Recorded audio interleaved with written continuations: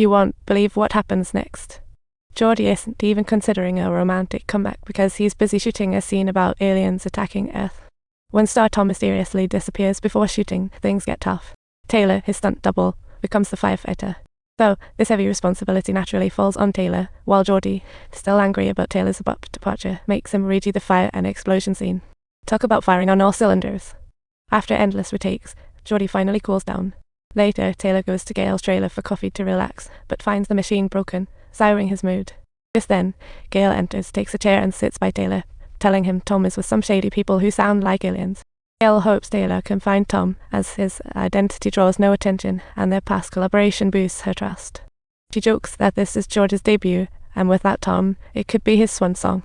Taylor realizes the weight of that statement. Taylor agreed to Gail's request, unaware it nearly dragged him into an abyss.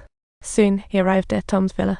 He opened the door with Gail's code, finding it empty except for dog poop everywhere and no sign of Tom. Taylor decides to brew coffee to calm down. Suddenly, a woman yells and charges out, knife in hand. She starts wildly hacking at Taylor with the knife, and all he can do is awkwardly dodge, wondering if she's his long-lost sibling. It turns out this crazy woman is not only an actress in Jordan's film, but also Tom's girlfriend, and she is definitely not a fan of Taylor. She doesn't seem to stop swinging the knife at Taylor. Taylor then uses a skillful move to overpower her, ending this horror. The knife she was using was just a prop. Confused, she asks Taylor, "What on earth are you doing here?" Taylor explains he just wants to find Tom, and she tells him Tom's been acting paranoid lately, feeling like someone's out to get him. Talk about crown the king of paranoia. She leads Taylor to a club called Neon Night, where a drug dealer named Dune is close with Tom. Time to find him. Taylor gets straight to the point, only to be met with Dune's rambling nonsense. Dune says he'll reveal Tom's whereabouts if Taylor had no choice but to sit. Suddenly, he felt dizzy, with strange fireflies floating before his eyes. Dune sees the show is over and orders his guys to haul Taylor away. But the very next second, seeing his men down, Dune bolts away like a rabbit. He quickly hops over a fence and flags down a taxi, ready to make a getaway. He didn't know Taylor was close behind, doing stunts, nearing the taxi, putting in his mouth guard, and dashing out. Taylor swings open the car door, where Dune is inside, who gasps in shock. Dune spills that Tom's dad sent him to do this. Seeing Taylor's serious demeanor, he casually mentions the hotel where Tom is staying. Upon hearing the news, Taylor rushed into the hotel room, but found no Tom. Instead, a body and ice in the tub. Plot twist. In a panic, he calls Gail, but she surprisingly doesn't seem shocked and just tells Taylor to get out of there. Just as Taylor is about to leave, a cop knocks on his window, telling him he can't park there. Taylor promptly reveals his find, but when he brings the cop to the room, there's just an empty bathtub, almost ridiculous. Back on set, Taylor tries to tell Jody, but Jody drones on about shots, giving Taylor no chance to speak. Left with no choice, Taylor just goes along with filming, planning to share later when he gets a chance. Just then, Gail finds Taylor and hands him a plane ticket, urging him to skedaddle. She expresses she doesn't want Taylor entangled in the mess, but Taylor's not ready to bail just yet. To get to the bottom of things, Taylor locates Tom's assistant, Emma, who is out walking a dog that he surprisingly knows quite well. They often run into each other on set. The dog perks up upon seeing Taylor, and after learning he's there for Tom, they happily chat away.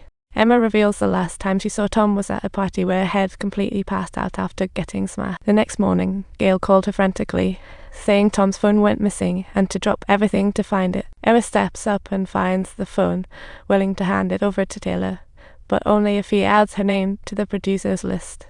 Taylor recognizes the phone's importance and agrees. Just then, out of nowhere, they get knocked out by an electric stun gun. When Taylor comes to, Emma's already been snatched away by some strangers and whisked off in a garbage truck. Without any hesitation, Taylor takes Claude into his own car and dashes straight out of there. He even buckles the pooch in for safety, ready to take a shortcut to intercept the garbage truck. Turns out he's a bit late, and he slams into the garbage truck like he's in a racing scene. With the windshield shattered, Taylor releases Claude, who charges after a guy and bites him. Meanwhile, the individuals inside the car are coercing Emma to hand over her phone, completely unaware that it has already been in Taylor's possession. Using the car's drag, he pulls the truck's rear bar down, then unbuckles Claude. After setting cruise control, Taylor climbs out and dives into the back of the trash truck, swiftly tossing a thug out. The thug follows suit, even jumping into the back with Taylor, leading to an utter brawl. As they take a turn, the thug gets flung out, but Taylor holds onto the railing, staying steady. Meanwhile, Emma resembles an enraged Mama Tiger. After a frenzy of verbal outbursts, she directly kicks the driver out of the truck. Truly a display of extraordinary heroism. However, just as Taylor gets back in the truck, luckily being a stuntman saved his skin. If he were just an ordinary guy, it would have been a total wreck.